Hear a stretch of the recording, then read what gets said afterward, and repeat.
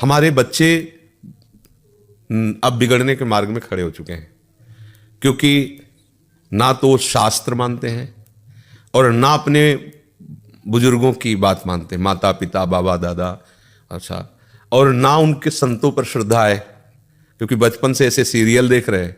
अब आजकल सीरियल में किसी भी नौटंकी नाटक में, फिल्म में जो संत दिखाया जाता है वो ऐसा दिखाया जाता है कि ऐसा कोई पापी नहीं होगा जैसे वो पाप करते हैं, बेविचार, वो ड्रग्स वो बेचते हैं, छल कपट सब ऐसा दिखाया जाता है। तो ऐसा होता भी होगा, क्योंकि दोनों पक्ष है।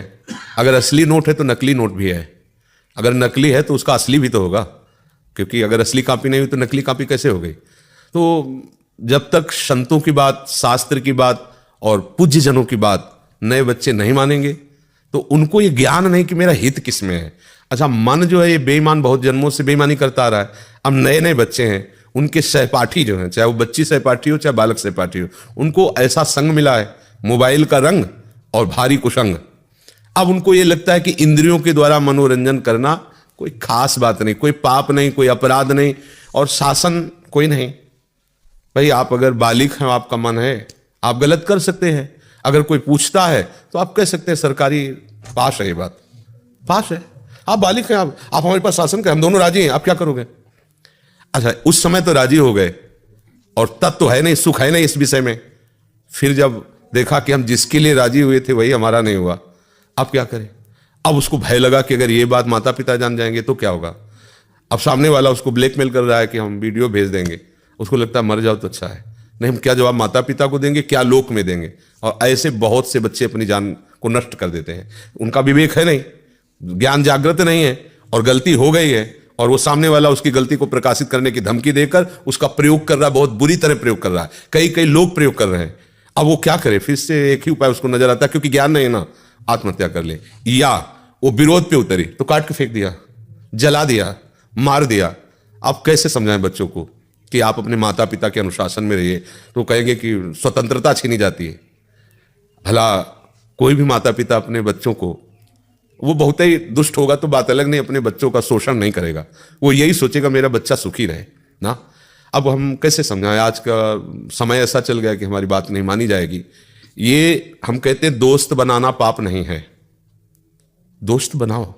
लड़की लड़की को भी दोस्त बना सकती है, लड़के लड़की को भी दोस्त बना सकते हैं। अपने लोग पढ़े हैं, स्कूल में पढ़े हैं, बच्चे बच्चियां सब साथ खेल रहे, कबड्डी खेल, पर दुर्व्यवहार गलत, वासना तो गलत है ना।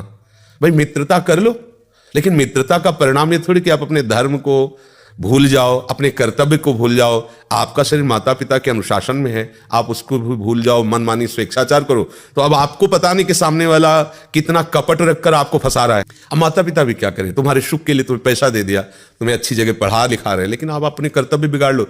छोटे छोटे बच्चे हैं, मदिरा पीते हैं, शराब पीते हैं, छोटे छोटे बच्चे हैं, गंदे आचरण करते हैं। कैसे, मतलब कैसा जीवन होगा, मरा हुआ जीवन, किस तरह का जीवन रहेगा। अब ये बातें अभी कहें तो कहेंगे तो पुराने जमाने के बाबा जी हैं ना, आज के नए समय को ये लोग क्या जाने, यही पुरानी वो पीटते रहते हैं कि माता पिता की मानो, धर्म मानो, ये मानो। वो तो ऐसे विरोध करेंगे ला बच्चे ला, वो सब। पर धर्मो रक्षति रक्षिता, यदि आप धर्म की रक्षा करोगे तो धर्म आपकी रक्षा कर लेगा। तो छोटे छोटे बच्चे अपनी जान दे रहे हैं। बहुत मतलब ये कुछ खुल जाता, कुछ नहीं खुलता, बहुत ऐसा होता है। और ये तब तक नहीं सुधरेगा जब तक हम स्वयं नहीं सुधरेंगे।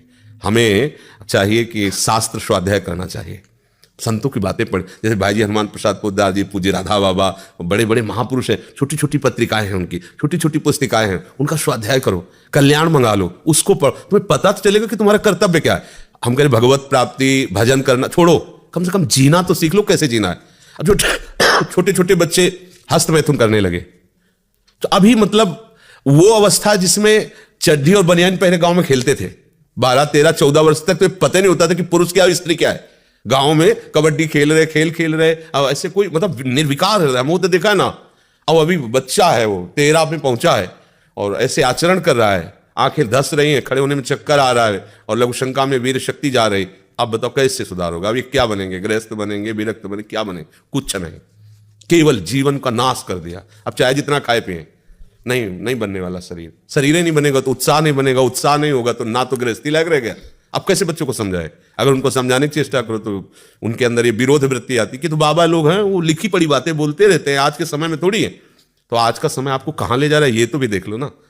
अगर माता पिता के द्वारा सम्मानित होकर के भगवद आराधन, देवी देवताओं की पूजा, वेद मंत्रों का उच्चारण करते हुए ब्याह होता था, तो लड़की आजीवन दुख सुख झेलकर अपने पति का पोषण, परिवार का पोषण, एक सदगृहस्थ होती थी। ऐसा देखो ना पुराने समय के, देखो घर परिवारों में ऐसा लड़ाई झगड़ा भी हुआ तो थोड़ा बारा कष्ट सहकर एक दूसरे का पोषण करते हुए फिर ऐसे पर। अब यहाँ आज तो आज जरा सा मन के वो पूछ लिया कि तुम कहाँ गई थी इतने समय तक, तो पेपर रखा है तलाक का, तलाक कर दीजिए। आप हमसे पूछ नहीं सकते, हमारा जीवन स्वतंत्र, तलाक कर दीजिए। या उस पुरुष से पूछा कि आप कहाँ थे, आदि दोनों मित्र हो, दोनों का अधिकार एक दूसरे के जीवन पर, दोनों एक दूसरे के विषय में बात कर सकते हैं। खत्म खत्म, वो अपनी बैग उठाए अपना चल दिए, वैसे क्या है जीवन। तो हमें लगता है अब इस विषय में हम लोग बोलें भी तो क्या बोलें, कोई समझने वाला नहीं। क्यों? आपका भोजन ठीक नहीं है, आपका संग ठीक नहीं है, आपके अंदर कोई भागवतिक साधना नहीं, तो आप हमारी बात कैसे समझ पाओगे? आपको सब बकवास लगेगा ना, क्योंकि आप जिस जीवन में जी रहे हैं वो ये जीवन बिल्कुल विपरीत पड़ेगा। आप धर्म से चलो, आप शास्त्र सम्मत चलो, कोई मानने के लिए तैयार नहीं। लिए इस विषय में क्या कहें। और हम फिर भी प्रार्थना करेंगे नए बच्चों को कि कोई भी बात ऐसी न रखी जाए अपने जीवन में जो ऐसी स्थिति ले आवे कि हमको मार दे। आखिरकार तुम्हें कोई मान लो दोस्त मिला है, आपको ले जा रहे, तो आप इतना नहीं समझ सकते कि क्या कर सकता है, चाहे पुरुष हो चाहे लड़की हो, क्या कर सकता है। आपके पास अधिकार कौन सा है अपने को देने का? गुरुजन है, माता पिता, थोड़ा उनकी भी सलाह। हम कोई भी वस्तु जब ग्रहण करते हैं तो या तो हमें योग्यता हो और या फिर हम योग्य पुरुषों की सलाह ले, दोनों बातें होती है। राजा सर्वसमर्थ होता है पर मंत्री सलाहकार होते हैं।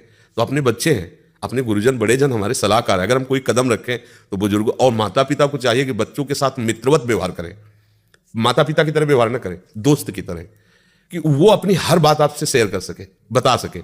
बैठाल के करना चाहिए, चाहे बच्चा हो चाहे बच्ची हो, कि देखो तुम्हारे माता पिता तो हैं लेकिन तुम्हारे दोस्त भी हैं, ये तुमसे बड़ी से बड़ी गलती हो जाएगी तो भी हम तुम्हारा साथ देंगे, पर हमसे छुपाना मत। तुम जहां कहोगे, जैसे कहोगे, हम खड़े हैं वहां, पर हर बात हमारे नॉलेज में होनी चाहिए। इतना अपने बच्चे को प्यार देना। देखो अगर प्यार नहीं दोगे, शासन केवल करोगे, तो फिर बच्चे हाथ में नहीं आएंगे। उनको इतना प्यार हो कि उनको लगे कि मैं अपनी गलती अगर माता पिता से कहूंगे तो मुझे बचा लिया जाएगा। अब जैसे उसने देख लिया कि अगर ये बात माता पिता जान गए तो जिंदा मार डालेंगे, इतना भय है, और वो आदमी समाज में अब विख्यात कर देगा। अब क्या करें? उनको ये बच्चे हैं, बस एक ही रास्ता निकलता है कि अपने आप को खत्म कर लो। और ये घोर अज्ञान की बात है। ये जीवन ऐसे थोड़ी मिला है नष्ट करने के लिए। हाँ, इस लोक में परलोक में सदैव आनंदित रहो, ऐसे आचरण करो, ऐसे भाव से चलो।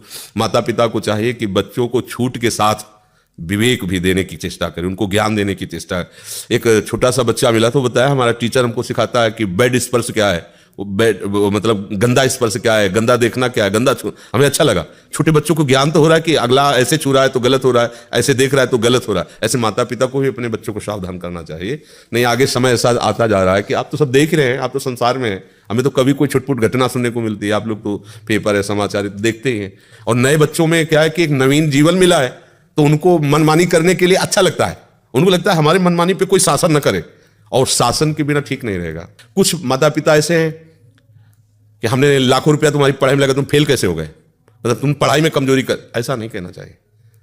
कोई बात नहीं, तुम्हारा प्रयास था ना, अगली बार और अच्छा प्रयास करो। अब आपने तो प्रेशर डाल दिया कि इतने पैसा खर्चा किए, तुम्हें पता है कैसे कर, तुम तो बस फेल होके चल। अब मित्रों के सामने जो वो उपहास कि फेल हो गया, माता पिता घर से निराश। अब छोटा सा बच्चा, इतनी बुद्धि है, अभी वो सोचा इससे अच्छा मर जाओ।